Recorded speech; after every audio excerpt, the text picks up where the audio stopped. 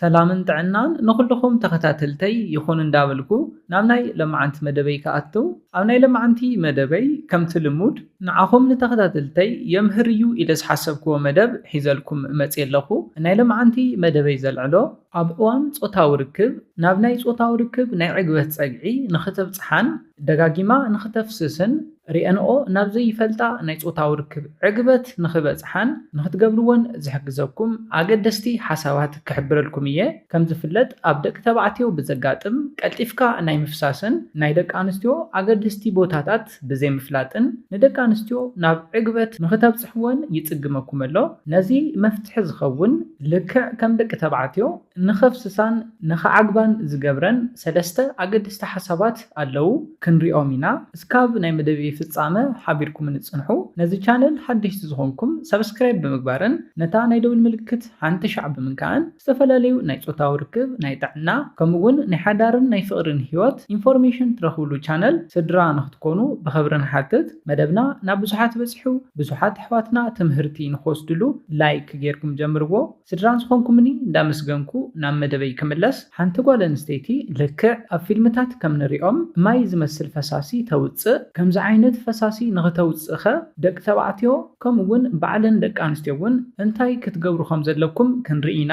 ፈለማ ሓንቲ ጓል ኣንስተይቲ ብተደጋጋሚ ማይ ዝመስል ፈሳሲ ንኽተፍስስ እንተደሊኹም ፈለማ ኣፍቃሪትካ ወይ ድማ በዓልቲ ቤትካ እኹል ማይ ክትሰቲ ኣለዋ።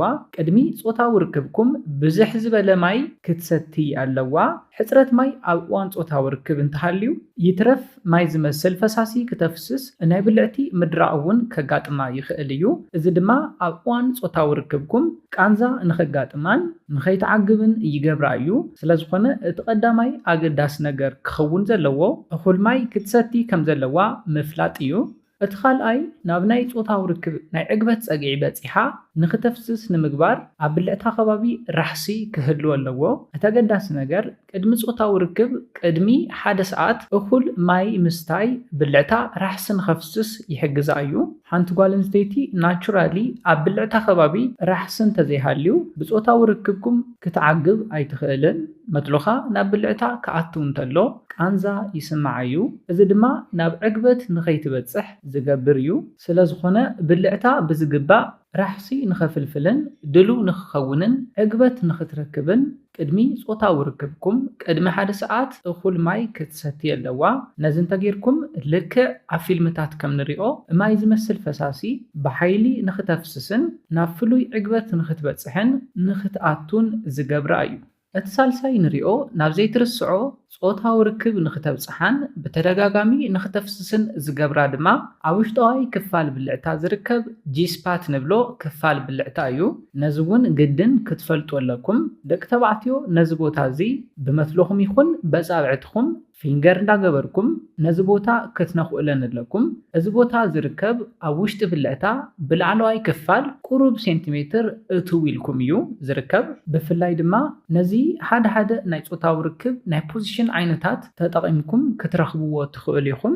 ንኣብነት ዶጊ ስታይል ንብሎ ናይ ፆታዊ ርክብ ናይ ፖዚሽን ዓይነት ተጠቒምኩም ብቐሊሉ ክትረኽብዎ ትኽእሉ ኢኹም። ኮይኑ ግና ብዝበለፀ ድማ ኣፍቃሪትካ ወይ ድማ በዓልቲ ቤትካ ተንበርኪኻ ንሕቆኣ ስብር ኣቢላ ኣብ ገፃ ከምኡውን ኣብ ኣጥዋታ ከባቢ ናፍቲ ዓራት ብደንቢ ፅግዕ ኢላ እንተትፍፅምዎ ድማ ዝበለፀ ይምረፅ። እዚ ናይ ፖዚሽን ዓይነት ዝበለፀ ንጂስፓት ንምንካእ ዝምቹ ናይ ፖዚሽን ዓይነት እዩ።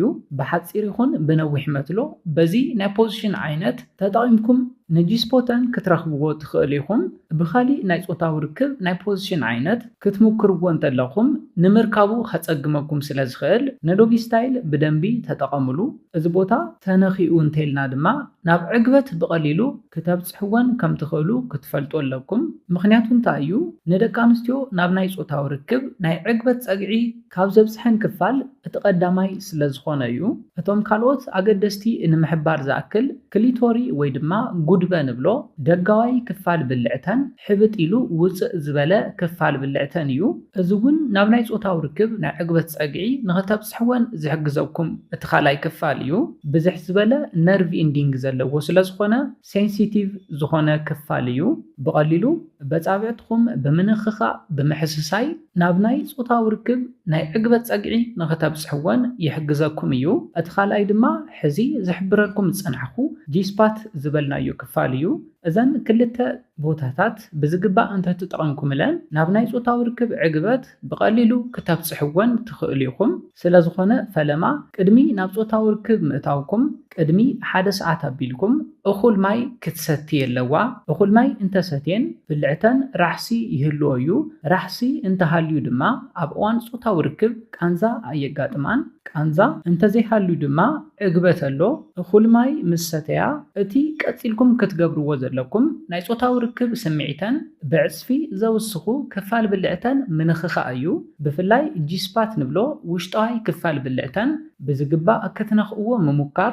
ብፍላይ ድማ ከምቲ ቅድም ኢለ ዝሓበርኩልኩም ብቐሊሉ ብዶጊ ስታይል ናይ ጾታዊ ርክብ ናይ ፖዚሽን ዓይነት ክትነኽእለን ትኽእል ኢኹም መትለኹም ሓፂር ይኹን ነዊሕ ይኹን ብዘየግድስ እቲ ካልኣይ ዝረኣናዩ ድማ ብዙሓት ነርቭ ኢንዲንግ ዘለዎ ደጋዋይ ክፋል ብልዕተን ሕብጥ ዝበለን ውፅእ ዝበለን ክፋል ብልዕተን ወይ ድማ ክሊቶሪ ጉድበ ወይ ድማ ቂንጥር ንብሎ ክፋል እዩ ነዚ ክፋል ብልዕተን እውን ብዝግባእ በጻብዕትኩም ይኹን ብመትለኹም እንዳሓሳሰኹምለን ከምቲ ናይ ጾታዊ ርክብ ፊልምታት ትርእይዎ ኣፍቃሪትካ ወይ ድማ በዓልቲ ቤትካ ማይ ዝመስል ፈሳሲ ክተውፅእ እያ ናብ ናይ ጾታዊ ርክብ ናይ ዕግበት ጸግዒ እውን ብቐሊሉ ከተብጽሓ ትኽእለሉ ብሉጽ ሜላ እዩ ኮይኑ ግና ነዚ ክብል እንከለኹ ዝተጋጌ ሓሳብ ክትወስዱ የብልኩምን ናይ ጾታዊ ርክብ ፊልምታት ምርኣይ ጽቡቕ እዩ ማለተይ ኣይኮነን ኣብ ብዙሓት መደባተይ ከም ዝሕብረልኩም ናይ ጾታዊ ርክብ ፊልምታት ምርኣይ ብጣዕሚ ብዙሕ ሳዕቤን ዘለዎ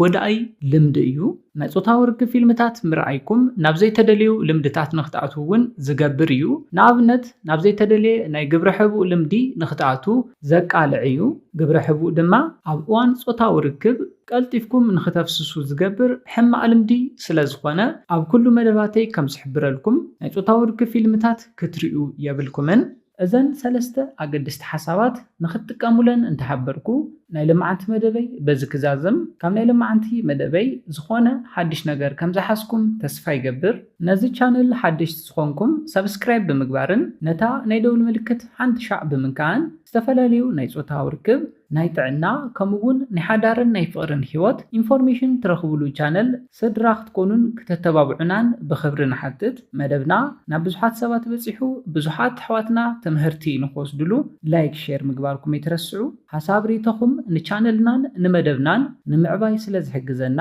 ሓሳብ ሪኢቶኹም ብኮሜንት ግለጹልና ክስርሐልኩም ትደልይዎ ካብ ጾታዊ ርክብ ካብ ጥዕና ከምኡውን ካብ ሓዳርን ናይ ፍቕርን ህይወት ኢንፎርሜሽን ክስርሐልኩም ትደልይዎ ዝኾነ ይኹን ሓሳባት እንተሃልይኩም ብኮሜንት ግለጹልና ሓሳባትኩም ርኢና መደብ ክንሰርሐሉ ኢና ብኻልእ መደብ ብኻልእ ሓሳብ እስካብ ንራኸብ ሰላምን ጥዕናን ንኹላትና ይቐኒየለይ